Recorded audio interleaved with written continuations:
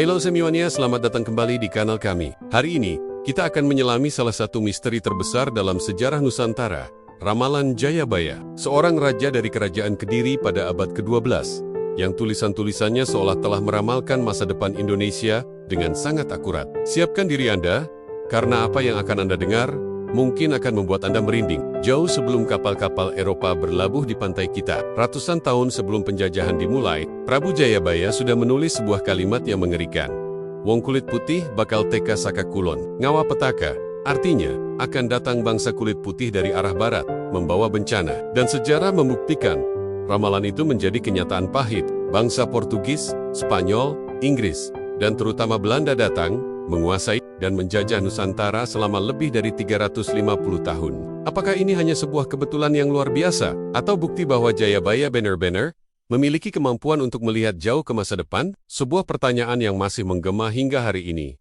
Ramalan itu tidak berhenti di situ. Jayabaya bahkan meramalkan nasib bangsanya sendiri di bawah cengkeraman penjajah. Ia menulis, Wong Jawa bakal dadi kawula wong liyo.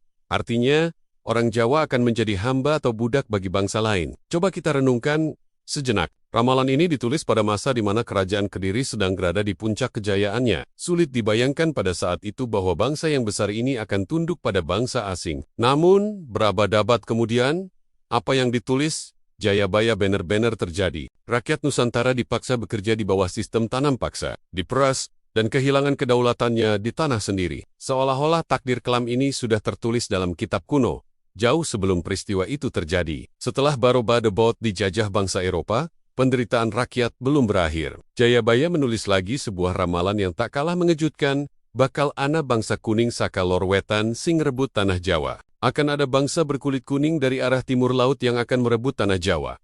Mari, kita lihat peta. Dari Indonesia, arah timur laut menunjuk kemana? Jepang. Sejarah mencatat, pada tahun 1942, Jepang datang dan mengusir Belanda, memulai babak baru penjajahan yang terkenal kejam.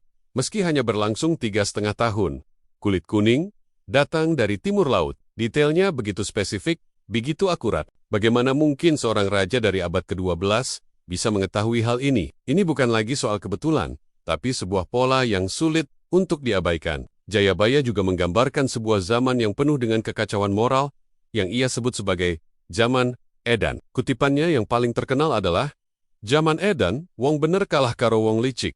Artinya di zaman Hila, orang yang benar akan kalah oleh orang yang licik. Di masa ini, kejujuran seolah tak ada harganya, kebaikan disingkirkan dan tipu daya merajalela. Banyak yang percaya, kita sedang hidup di zaman itu sekarang. Ketika berita bohong menyebar lebih cepat dari kebenaran, ketika korupsi seolah menjadi hal biasa, dan orang-orang jujur justru tersingkir. Coba lihat di sekitar kita. Apakah deskripsi zaman Edan ini terdengar familiar? Benarkah kita sudah masuk ke dalam fase yang diramalkan Jayabaya ini? Lebih jauh lagi, Jayabaya meramalkan sebuah ironi yang menyakitkan. Setelah penjajahan oleh bangsa asing berakhir, akan muncul penjajah dari jenis yang baru. Ia menulis, tanah Jawa bakal diduduki bangsa diusing orang ngelingi leluhur. Artinya, tanah Jawa akan dikuasai oleh bangsanya sendiri, yang melupakan nilai-nilai luhur para leluhur. Ramalan ini sering ditafsirkan sebagai kritik terhadap para pemimpin, atau oknum yang serakah dan korup di era modern. Mereka yang seharusnya melindungi rakyat, justru menindas demi kepentingan pribadi. Mereka melupakan ajaran kebijaksanaan gotong royong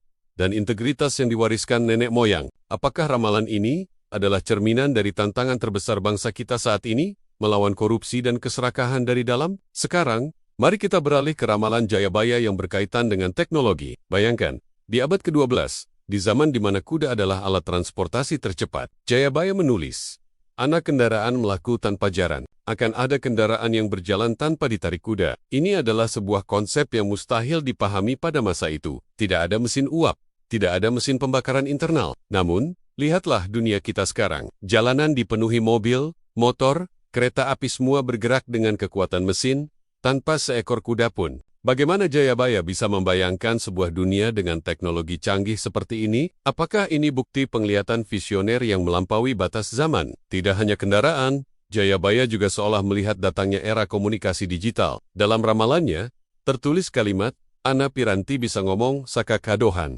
Akan ada alat yang bisa berbicara dari jarak jauh. Hari ini, kita menyebutnya telepon, radio, televisi, dan tentu saja, internet yang ada di genggaman kita. Kita bisa berbicara, dan bahkan bertatap muka dengan orang di belahan dunia lain secara instan.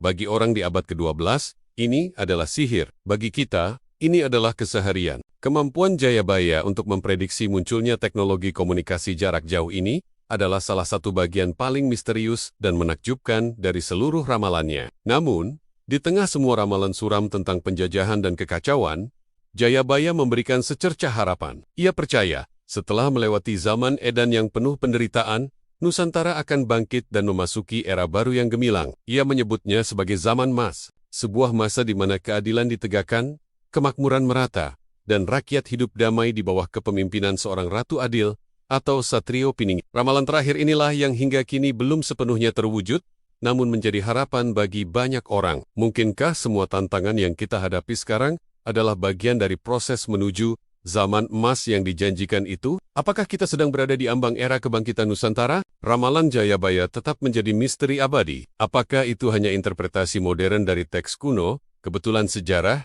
atau bukti nyata adanya kemampuan supernatural? Apapun jawabannya, ramalan ini menjadi bagian tak terpisahkan dari warisan budaya dan spiritual bangsa Indonesia. Terima kasih sudah menonton sampai akhir. Apa pendapat kalian tentang ramalan Jayabaya? Tulis di kolom komentar di bawah. Jangan lupa untuk like, share, dan subscribe agar tidak ketinggalan konten-konten menarik lainnya. Sampai jumpa di video berikutnya.